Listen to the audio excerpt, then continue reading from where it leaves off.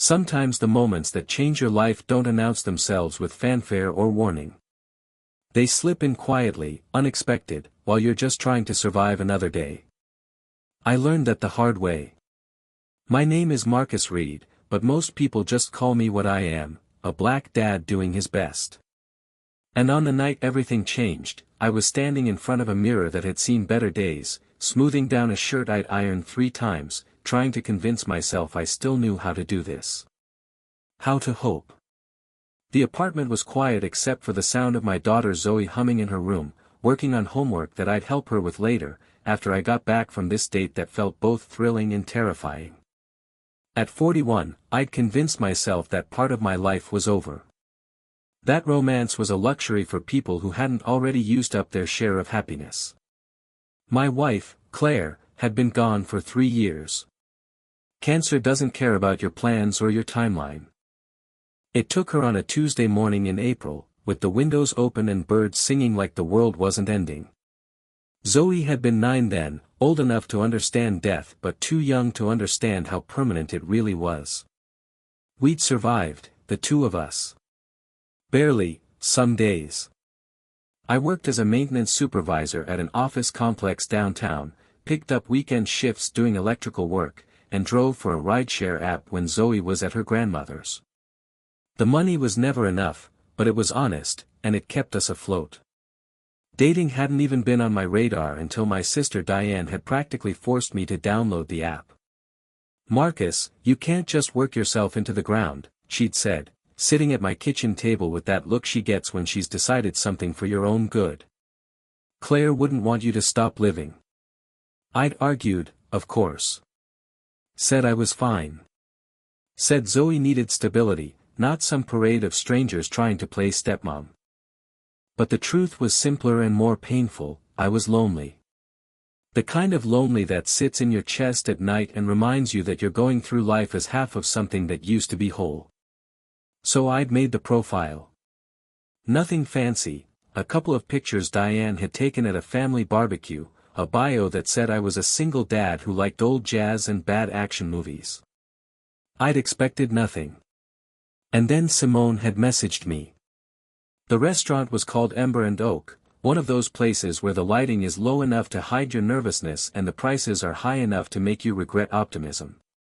I'd scraped together $50, money that should have gone toward Zoe's winter coat, but I told myself this was an investment. In what, I wasn't sure. Maybe in the idea that I could still be more than just a provider, more than just tired.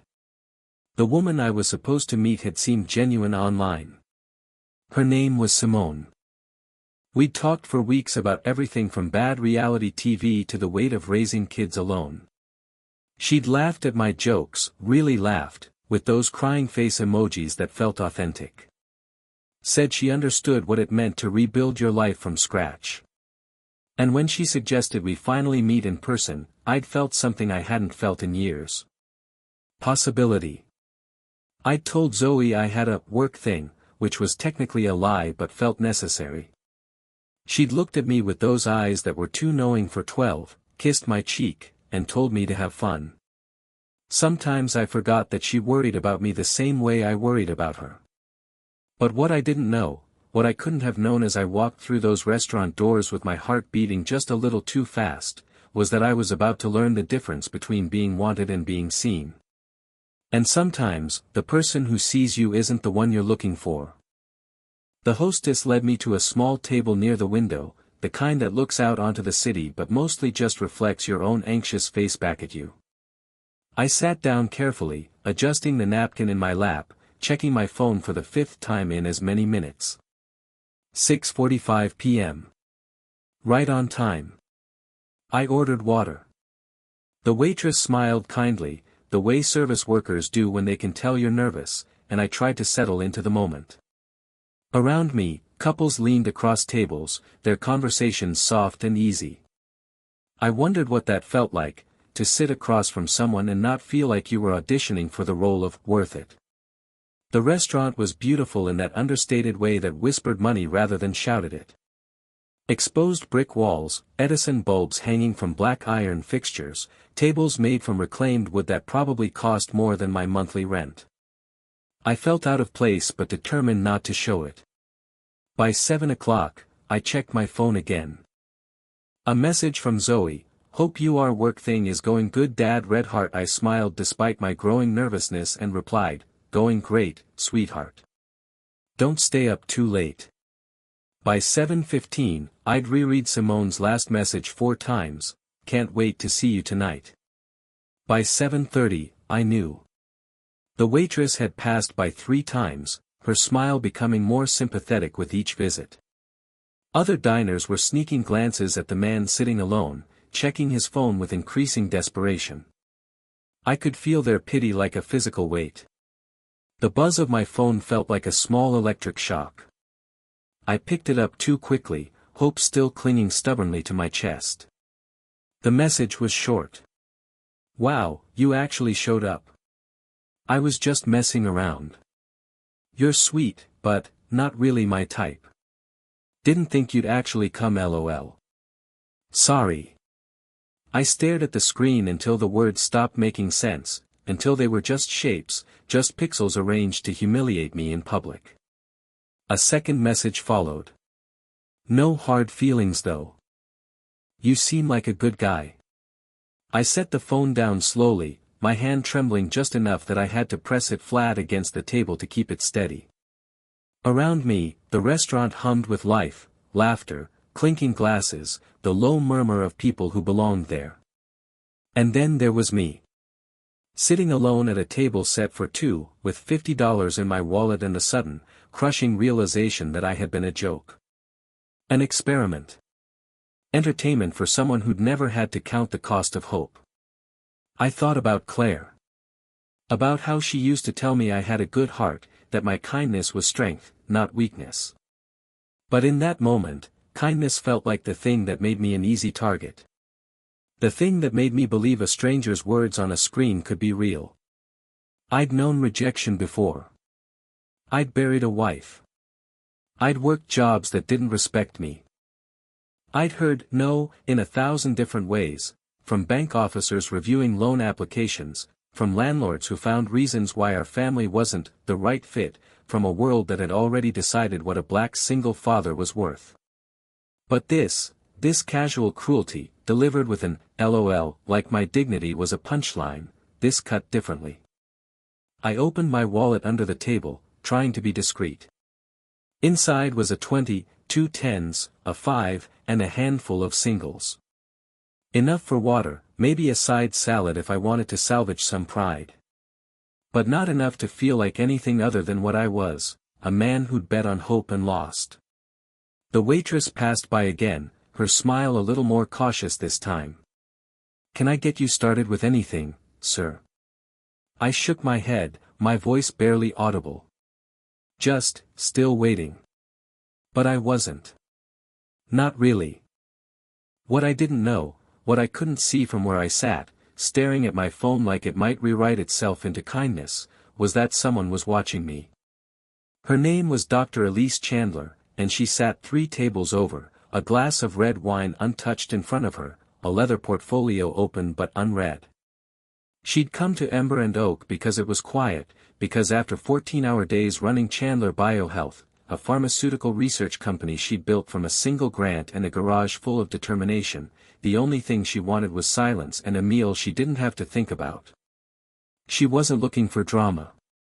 Wasn't looking for connection.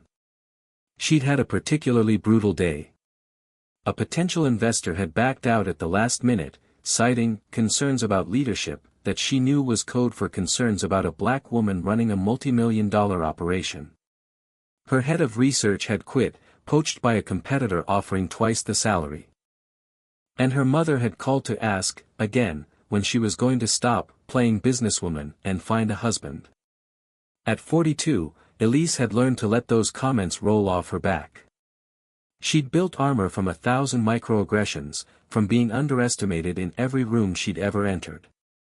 But some days, the armor felt heavy. And then she saw him. A black man in a pressed shirt that had been carefully maintained but not replaced.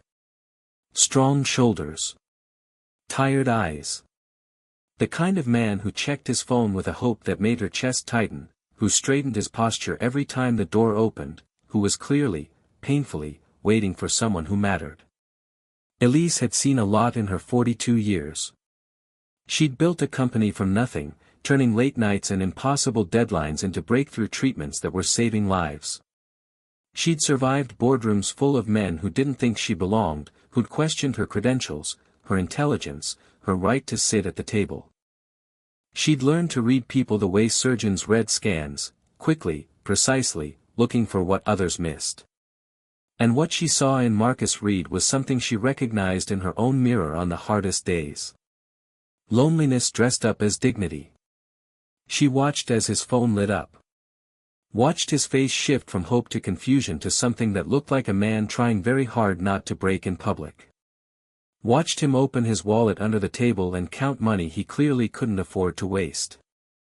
Elise didn't believe in white knights or grand gestures. She believed in data, outcomes, strategic decisions. Her success had come from being practical, from seeing problems and solving them with precision and logic. But she also believed, quietly, in the part of herself she didn't show in boardrooms, that kindness was the most undervalued currency in the world. She thought about her own journey. About being a scholarship kid at Stanford, wearing thrift store blazers to class while her classmates showed up in clothes that cost more than her monthly food budget. About the professor who'd quietly slipped her meal vouchers, who'd seen her brilliance but also her hunger. About how that one act of witnessed dignity had made her feel human when the world was trying to make her feel small. She raised her hand, catching the attention of a passing waiter. "The gentleman by the window," she said softly, nodding toward Marcus. "I'd like to cover his meal. Whatever he orders." Actually, she glanced at the menu, making a quick decision. Bring him the pan-seared salmon with the roasted vegetables. And the chocolate torte for dessert. And please, make it look like it was his original order. The waiter glanced over, then back at her, eyebrows raised. "You know him?" Elise's lips curved in the faintest smile. "Not yet." She pulled a business card from her portfolio, the thick cardstock that announced her credentials before she ever opened her mouth. On the back, she wrote something quickly, her handwriting neat but hurried. "And bring him this with the meal," she added. "But don't tell him it's from me until after he's started eating. I don't want him to feel obligated." I was getting ready to leave when the waiter appeared beside my table, setting down a plate I hadn't ordered. Pan-seared salmon with a crust that glistened under the low lights. Roasted vegetables that looked like they'd been carefully selected by someone who cared. A side of garlic mashed potatoes that smelled like every comfort I'd denied myself for months. A basket of fresh bread. And a glass of something that definitely wasn't water. I blinked up at him, confused. "I can't afford, it's been taken care of, sir," he said gently, setting a small card beside the plate. "The woman over there asked me to bring this to you. She insisted you shouldn't feel obligated to acknowledge her. She just wanted you to have a good meal." I turned, following his gaze, my heart doing something complicated in my chest. 3 tables over sat a woman who looked like she'd walked out of a magazine and into real life. Dark brown skin that seemed to glow in the low light, the kind of beauty that comes from someone comfortable in their own power. Natural hair pulled back in an elegant twist. A burgundy dress that was professional but warm. She wasn't looking at me with pity. Wasn't smiling like she'd just done charity. She was just, present. Reading something in her portfolio, wine glass beside her, looking like she belonged exactly where she was. I picked up the card with shaking hands. On the front was embossed text, Dr. Elise Chandler, CEO, Chandler BioHealth. On the back, in handwriting that was neat but hurried, she'd written, "You showed up. That takes courage. Don't let anyone make you feel small for having hope. You deserve this meal, not because of what happened tonight, but because you're human and you matter." My throat tightened. My eyes burned with tears I refused to let fall in public, not after I'd already worked so hard to hold myself together. I looked back at her, and this time, she glanced up from her reading. She met my eyes and raised her glass slightly, not a toast, just an acknowledgement. A nod that said I see you. And then she did something I didn't expect. She stood up, picked up her wine, and walked over to my table. Up close, she was even more striking. Not just beautiful, though she was, but present in a way that made the air feel different around her. Like she was someone who'd learned to take up space unapologetically. "May I?" she asked, gesturing to the empty chair across from me, the one that was supposed to have held someone who'd never intended to show up. I nodded, because words had suddenly become impossible. She sat down, folded her hands on the table, and spoke in a voice that was low and certain. "I don't know your story," she said. "And you don't have to tell me if you don't want to. But I know what it looks like when someone's been made to feel like they don't matter. And I'm here to tell you that's a lie." I stared at her, this stranger who'd just rewritten my worst night into something I didn't have a name for yet. "Why?" I managed finally, my voice rough. "You don't know me. I could be anyone." She tilted her head slightly, considering the question like it mattered. "Because a long time ago, someone did the same for me," she said. "When I was a grad student, broke and hungry and wondering if I was fooling myself thinking I could make it in a world that didn't want people like me to succeed. A professor bought me dinner. Told me I was brilliant. Told me not to let anyone convince me otherwise. And I promised myself that if I ever had the chance, I'd pass it on." She pushed the plate toward me. "So eat. You deserve it. Not because of what you've done or who you're trying to impress. Just because you're here. Because you had the courage to hope for something better. That's worth celebrating."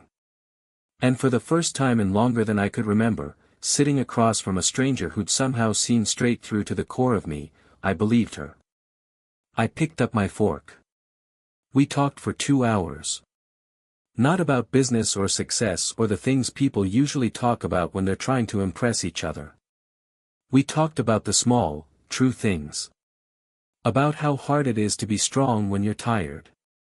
About what it means to raise a child alone. About the weight of being underestimated by a world that makes snap judgments about who you are before you've even opened your mouth. She told me about building her company from a single research grant, about the investors who'd called her too ambitious and not a culture fit, about the nights she'd cried in her car because she didn't want her team to see her break. About being the only black woman in conference rooms full of men who addressed their questions to her male subordinates. "There was this one pitch meeting," she said, absently turning her wine glass in her hands. "I'd spent months preparing. Had all the data, all the projections. I knew my science inside and out. And the lead investor, this man in a suit that probably cost more than my first car, he spent the entire presentation looking at his phone. At the end, you know what he said?" I shook my head. He said, "This is interesting, sweetie, but do you have someone with more experience, who could walk us through the technical aspects?" She laughed, but it was the kind of laugh that had sharp edges. "I had a PhD from Stanford and 6 years of research experience. My technical aspects were literally saving lives." But all he saw was someone he could dismiss. "What did you do?" I asked. "I stood up, thanked him for his time, and walked out," she said. "Then I found investors who saw my value. Built the company anyway. And last year, his fund tried to buy me out." She smiled, and this time it reached her eyes. I said no. I told her about Zoe, about how my daughter's laugh was the only thing that kept me going some days, about working 3 jobs that saw me as hands and time rather than a person with dreams and potential. About Claire, and how grief doesn't follow timelines or respect your need to move forward. "Sometimes I feel like I'm failing her," I admitted, surprised at my own honesty. "Not just Zoe, though God knows I worry about that every day, but Claire too. Like I'm supposed to be both parents, do everything right, never show weakness. And tonight, I thought. Maybe I could just be Marcus for a few hours. Just a man meeting someone for coffee and conversation. But instead, I got reminded that hoping for something good makes you a target. Elise leaned forward, her expression serious. Marcus, can I tell you something? The fact that you can still hope after everything you've been through, that's not weakness. That's the strongest thing I've heard all year. Most people build walls. You kept your door open. Don't let one cruel person make you regret that. And somewhere in that conversation, something shifted. We weren't CEO and struggling dad. We weren't strangers connected by pity or obligation. We were just two people who'd survived things that should have broken us, sitting across from each other in a restaurant that suddenly felt less lonely.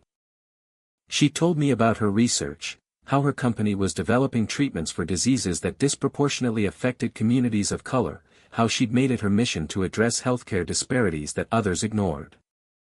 Her eyes lit up when she talked about the work, about patients whose lives had changed because someone finally saw them as worth saving. I told her about the small joys that kept me going. About Zoe's terrible jokes that she insisted on telling at breakfast. About the way she'd started leaving me encouraging notes in my lunch bag, written in her careful 12-year-old handwriting. About teaching her to change a tire last summer, and how proud she'd been when she did it herself. She sounds remarkable, Elise said softly. You're raising someone who knows what real strength looks like. That's a gift. When the check came, which included my meal, her meal, and desserts neither of us had ordered but both needed, she'd already paid it. When I tried to protest, she held up a hand. Let me do this, she said firmly. Not because you need saving. But because sometimes, we all need someone to remind us we're worth showing up for. You showed up tonight, Marcus. For yourself, for possibility, for hope. That deserves to be honored. She stood to leave, slipping her portfolio under her arm, and I felt something like panic at the thought of this unexpected grace ending. I stood too, awkward, unsure how to thank someone for giving you back your humanity. I don't know how to, I started. You don't have to, she said. Then she pulled another card from her bag, this one blank except for a phone number written in that same neat script. But if you ever want to talk again, as friends, as humans who understand what it's like to fight for your place in the world, call me. No pressure. No expectations. Just, connection. She turned to go, then paused, looking back over her shoulder. And Marcus? Yeah. Don't stop showing up. The world needs more men like you. Men who know how to hope. How to be vulnerable. How to keep their hearts open even when it hurts. She smiled, and it was genuine and warm. Your daughter is lucky to have you. And whoever ends up deserving you someday will be lucky too. And then she was gone, disappearing into the night, leaving me standing there with a full stomach, 2 business cards, and a strange, fragile feeling that maybe, just maybe, I wasn't as invisible as I'd thought. I stood there for a moment after she left, just breathing, trying to process what had just happened. The waitress came by one last time. That woman, she said quietly, she's a regular here. Always kind. Always generous. But I've never seen her do anything like that before. She smiled at me. I think you must be pretty special. I walked out of Ember and Oak into the cool night air feeling like a different person than the one who'd walked in 2 hours earlier. The city lights seemed brighter.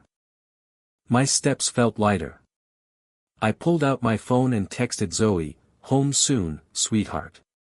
And I have a story to tell you about kindness from unexpected places. Her response came quickly, was it really a work thing? I smiled.